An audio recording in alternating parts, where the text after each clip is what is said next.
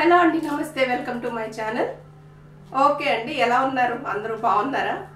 ఈరోజు మన వీడియోలో టాపిక్ ఏంటి అంటే, మనం ఇన్నాళ్ళు టైలరింగ్కి కర్వ్స్ అయి డ్రా చేసినప్పుడు ఈ ఆర్మ్ కర్వ్ స్కేల్ అనేది యూజ్ చేసుకుంటూ వచ్చాం కదండి. సో ఇప్పుడు ఈ స్కేల్ అనేది చాలా వైరల్ అవుతుంది అనమాట. ఈ స్కేల్ ఉంది కదా, ఈ స్కేల్ అనేది చాలా వైరల్ అవుతుంది. ఈ స్కేల్ నిజంగానే మనకి యూజ్ అవుతుందా, ఈ స్కేల్ని ఈ స్కేల్ రీప్లేస్ చేస్తుందా అనేది ఈ వీడియోలో క్లియర్గా చెప్తాను. ఒకవేళ నా వీడియో చూశాక మీకు ఏదైనా అర్థం కాకపోతే కమెంట్ సెక్షన్లో అడగండి, నేను మీ డౌట్ అనేది క్లియర్ చేస్తాను. ఓకేనా అండి? కొన్ని డౌట్స్ రిప్లై ఇవ్వట్లేదు అంటే మీరు పెట్టే మెసేజెస్ కొన్ని స్పామ్లోకి వెళ్ళిపోతాయండి. అవి మాకు కనిపించవు అనమాట, యూట్యూబ్ స్టూడియోలో కనబడవు. దానివల్ల కానీ, లేదంటే నేను మ్యాక్సిమం 99% మెసేజెస్ పెట్టిన ప్రతి ఒక్కరికి రిప్లైలు ఇస్తాను. ఓకేనా అండి? సో ఈ వీడియోలో ఈ స్కేల్ కోసం ఫుల్ క్లారిటీగా తెలుసుకుందాం. ఓకేనా అండి? మీకు నచ్చితే కనుక డెఫినెట్గా వీడియో అనేది లైక్ చేయండి, మర్చిపోద్దు.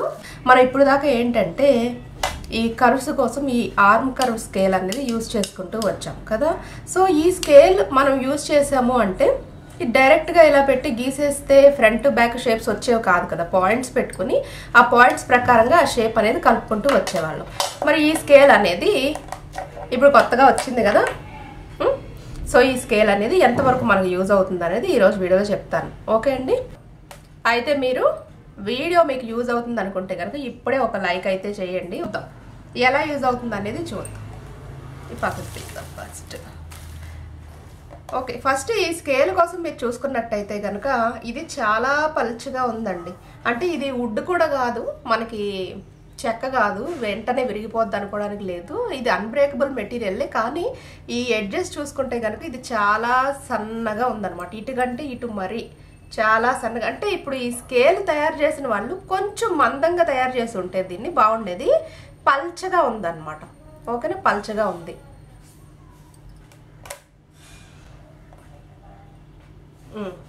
ఓకే, ఫస్ట్ హ్యాండ్కి షేప్ అనేది ముందు గీసుకుందామండి పేపర్ మీద.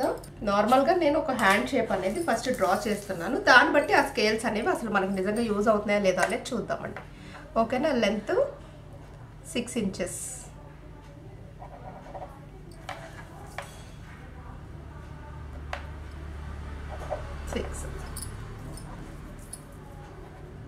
ఓకేనా? 6 inches. ఇక్కడ నుంచి 2.5 inches కిందకి మార్క్ చేసుకుని ఈ పాయింట్ పెట్టుకున్న చోట కూడా దీని వెడల్పు కూడా సరే 6 inches అనుకుందాం. ఓకేనా? ఇక్కడ 4 inches.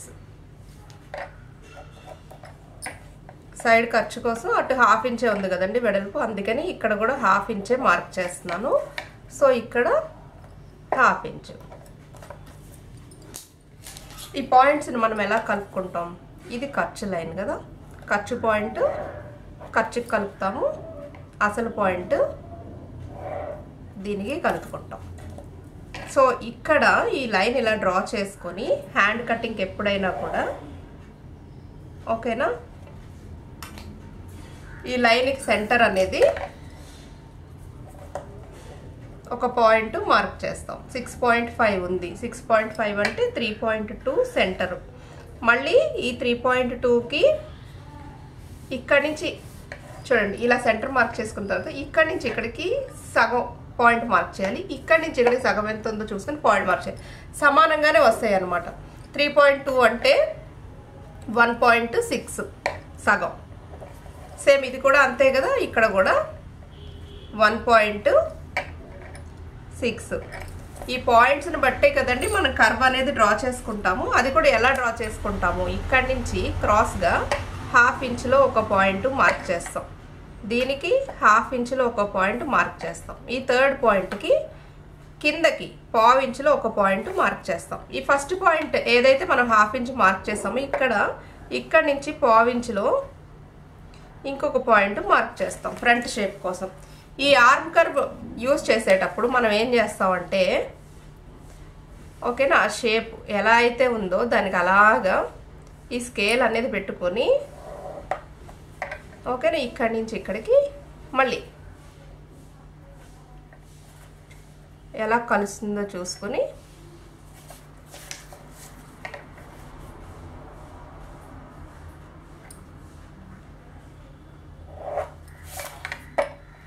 షేప్ను కొంచెం అలా కలిపేసుకుంటాం.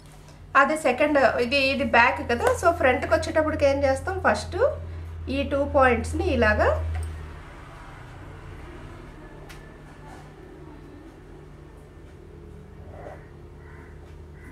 ఓకేనా. ఆ 2 పాయింట్స్ మనం ఏంటంటే ఈ కర్వ్ మనకి కావాల్సినట్టుగా ఉండదండి, ఆ షేప్కి మనం అడ్జస్ట్ చేసుకుంటాం ఇలా అన్నమాట. ఫ్రంట్ చూడండి, ఆ పాయింట్స్ ఎలా కలవాలి ఇలా.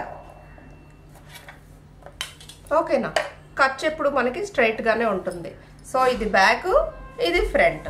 ఓకేనా. ఆర్మ్ కర్వ్ యూజ్ చేస్తే మనం పెట్టుకున్న పాయింట్స్ ప్రకారం మనకి షేప్ అనేది ఇలా వస్తుంది, కరెక్ట్గా వస్తుంది. పెట్టుకున్న పాయింట్స్ ప్రకారం ఆ షేప్స్ అనేవి అలా డ్రా చేసుకుని షేపులు గీసుకుని కట్ చేసుకుంటాం. మనం బ్లౌజ్ స్టిచ్చింగ్ చెయ్యాలి అంటే గనక హ్యాండ్స్ పార్ట్ ఈ కర్వ్స్ అనేవి కరెక్ట్గా తీసుకోకపోతే ముడతలు, బ్యాక్ పార్ట్ వచ్చేసి చేతుల మీదకి ఎక్కిపోవడం, అంటే సైడ్ వెనకాలండి ఉగ్గులు కింద వచ్చేస్తుంది. ఫ్రంట్ కూడా షేప్ అనేది కరెక్ట్గా తీసుకోకపోతే మనకి ఉగ్గుల కింద వచ్చేస్తుంది అనమాట.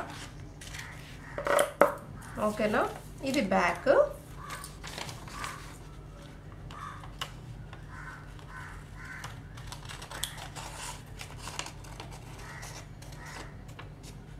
ఇది ఫ్రంట్. ఓకేనా. ఇప్పుడు ఈ షేప్ని నేను 2 రకాలుగా గీస్తాను మీకు. చూడండి, ఇది బ్యాక్, ఇది ఫ్రంట్. ఇలా ఫోల్డింగ్లో పెట్టుకునే బ్యాక్ పార్ట్ని గీయండి.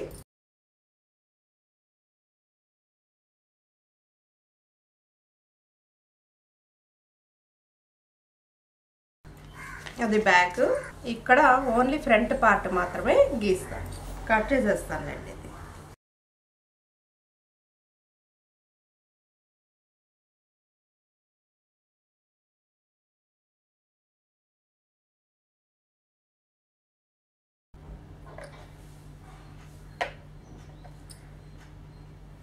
ఓకేనా. పాయింట్స్ ఏంటంటే ఖర్చు, ఇది బ్యాక్, ఇది ఫ్రంట్.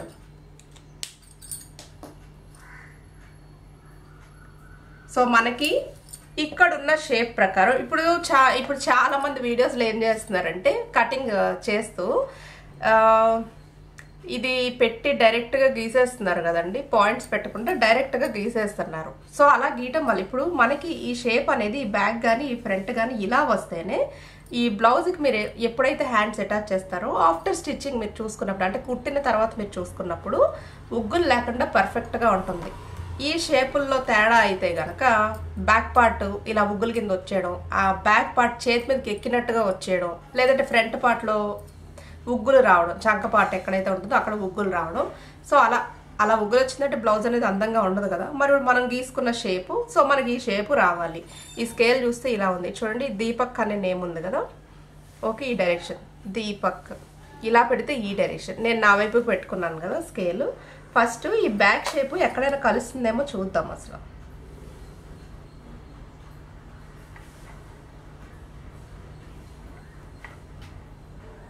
ఓకే, ఇలా చూడండి కలిసింది కదా. సో అంటే బ్యాక్ పార్ట్ మీరు యూజ్ చేసుకున్నప్పుడు ఎదగండి, జస్ట్ అలా పెట్టుకుని ఇది కూడా నేను ఇంకొక మార్కర్తో గీస్తున్నాను చూడండి. ఓకేనా. ఎక్కడి నుంచి పెట్టాలి, ఇక్కడి నుంచి మనకి హైట్ ఎక్కడికి కావాలో అక్కడి నుంచి ఈ ఖర్చు పాయింట్, హైట్ పాయింట్ దిక్కి ఈ ఎడ్జ్ పెట్టుకుంటే సరిపోద్ది చూడండి. పెట్టుకుని ఓకేనా, ఈ లైన్ని ఇలాగా డ్రా చేయండి. జరిగిపోయింది స్కేల్. ఓకే, పల్చగా ఉండటం వల్ల జరుగుతుందండి అది. ఓకేనా. సో బ్యాక్ పార్ట్కి కరెక్ట్గా సరిపోయింది. బ్యాక్ పార్ట్ మీరు గీసుకున్నప్పుడు ఎలా గీసుకోవాలని చూడండి. ఈ దీపక్ అనే నేమ్ నా పక్కకు ఉంది, అంటే మీరే గీస్తున్నారు, మీరు ఇలా స్కేల్ని చూస్తున్నారు. ఈ దీపక్ అనే నేమ్ మీకు కరెక్ట్గా కనిపిస్తుంది. సో ఆ డైరెక్షన్లో మనం పెట్టుకోవాలి. ఇక్కడ యారోస్ ఉన్నాయి కదా, దీపక్ కాకపోతే ఇంకో కంపెనీ ఏదో వచ్చిందనుకోండి, మీరు ఈ పేరు చూసుకోకండి. అక్కడ ఏ నేమ్ ఉన్నా సరే ఇది రాంగ్ డైరెక్షన్లో లేదు, కరెక్ట్ డైరెక్షన్లో ఉంది. ఓకేనా. మీరు వీడియో చూసే వాళ్ళకి మీకు రివర్స్లో కనిపించవచ్చు, కానీ నాకు కరెక్ట్గానే ఉందని చెప్తున్నాను. మీరు గీసేటప్పుడు స్కేల్ని ఇలా పెట్టుకుంటే బ్యాక్ పార్ట్ అనేది పర్ఫెక్ట్. సో ఈ స్కేల్ బ్యాక్ పార్ట్కి పర్ఫెక్ట్గా ఉంది.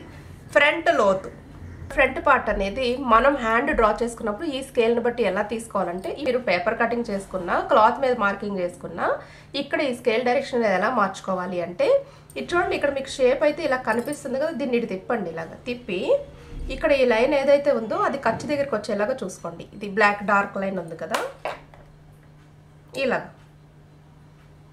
ఓకేనా? మనకి ఇంత లోతు కావాలి అంటే అంత లోతు ఉంచుకోవచ్చు, లేదంటే మీరు స్కేల్ని కొంచెం జరుపుకుంటే కనుక అది కొద్దిగా పైకి వెళ్తుంది. ఓకేనా? దాన్ని ఇప్పుడు మీరు అలా షేప్ అనేది డ్రా చేయండి.